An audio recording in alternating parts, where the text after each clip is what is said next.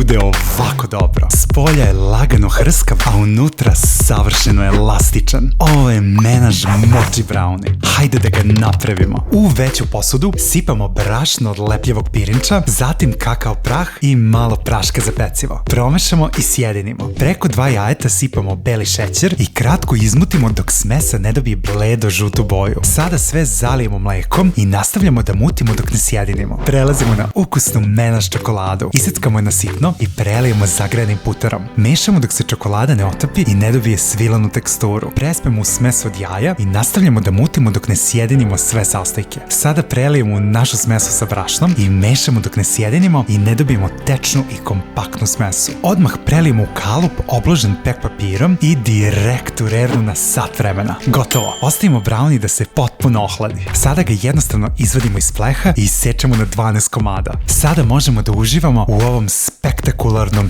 čokoladnom dezertu. Prijatno!